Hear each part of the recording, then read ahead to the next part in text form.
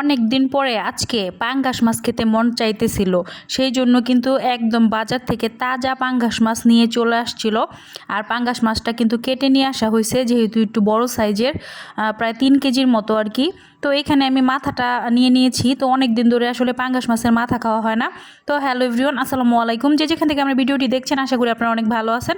আলহামদুলিল্লাহ, আল্লাহর রহমতে আমি বেশ ভালো আছি। তো আমার কিন্তু বেশ কিছুদিন ধরে পাঙ্গাস মাছ খেতে মন চাইতেছিল, প্লাস পাঙ্গাস মাছের মাথা খেতে মন চাইতেছিল।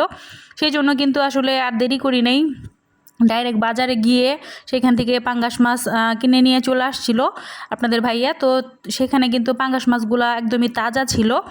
তো তাজা মাছগুলা খাওয়ার মজাই আলাদা। আর মাছটা কিন্তু প্রায় 3 কেজির মতো ছিল, একদমই ফ্রেশ। তো সেখান থেকে কেটে নিয়ে আসা হয়েছে। আর তারপরে কিন্তু আমি পরিষ্কার করে ধুয়ে নিয়েছি। আর মাথাটাকে আজকে চিন্তা করতেছি খাবো।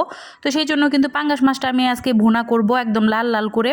তো এখানে ফার্স্টেই পেঁয়াজ আর রসুন খুব ভালোভাবে আমি কেটে তারপরে পরিষ্কার পানি দিয়ে ধুয়ে তারপরে এখানে কিন্তু প্যানে বসিয়ে দিয়েছি।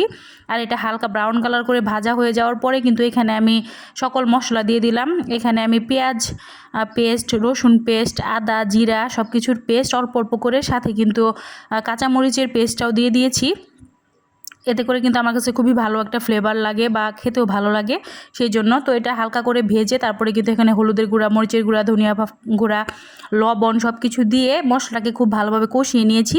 কষানো হয়ে যাওয়ার পরে কিন্তু আমি মাছটাকে দিয়ে দিয়েছি। আর মাছটাকে কিন্তু এখন খুব উল্টিয়ে পাল্টিয়ে এই মশলার সাথে মাখিয়ে নেব। তারপরে কিন্তু এই মাছটাকেও খুব ভালোভাবে কষিয়ে নেব। তো যত সুন্দর করে কষাবো ততই কিন্তু খেতে ভালো লাগবে। আর মাছটা যেহেতু আমি ভুনা করব একদমই লাল লাল করে, তো এটা কিন্তু খুবই আসলে আমার কাছে লোভনীয় লাগতেছিল। মানে যখন রান্না করতেছি তখনই মনে হইতেছিল যে এখনই খেয়ে ফেলি। তো তারপরে কিন্তু দেখতে পাচ্ছেন আমি কিন্তু খুব ভালোভাবে এটার সাথে মিক্স করে নিতেছিলাম। মিক্স করা হয়ে গেলে কিন্তু ঢাকনা দিয়ে ঢেকে দেবো।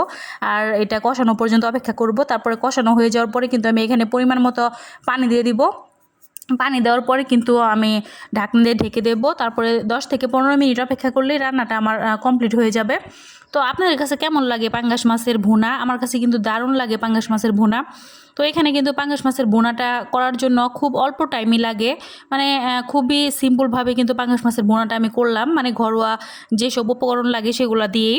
আর সাথে একটু টমেটো দেওয়ার চেষ্টা করছিলাম, বাট টমেটো আসলে দিতে বারণ করছিল আমার হাজব্যান্ড। তো সেই জন্য কিন্তু টমেটোটাকে স্কিপ করছি। আর এইভাবে আর কি নর্মালভাবেই ভুনাটা করে ফেলছি। আর এভাবে ভুনা করলে কিন্তু বেশ ভালো লাগে খেতে। তো যেহেতু অনেক দিন ধরে খেতে মন চাইতেছিল, সেই জন্য কিন্তু ঝটপট পেঁয়াজ দিয়ে ভুনাটা করে ফেললাম। তো দেখতেই পাচ্ছেন আমার পাঙ্গাস মাছের ভুনাটা কিন্তু প্রায় হয়ে গিয়েছে। কালারটা দেখতে পাচ্ছেন কি সুন্দর লাল লাল হয়ে আসছে। আর এরকম কালারের মানে ভুনা খেতেই কিন্তু আমার কাছে খুবই দুর্দান্ত লাগে। তো আজকের ভিডিওটি আপনাদের কাছে কেমন লাগলো অবশ্যই কমেন্টের মাধ্যমে জানাবেন। আমি কিন্তু আপনাদের সাথে ডেইলি ব্লগ শেয়ার করি, প্রতিদিন যাই রান্না করি সেটি আপনাদের সাথে শেয়ার করি। তো আপনারাও কিন্তু আমার একটা পরিবারের মতো, সেই জন্য কিন্তু আপনাদের সাথে শেয়ার করি। তো আপনারা অবশ্যই জানাবেন কমেন্ট করে কেমন লাগলো আপনাদের কাছে। আর আজকের ভিডিওটি এই পর্যন্তই। সবাই ভালো থাকবেন, সুস্থ থাকবেন। আল্লাহ হাফেজ।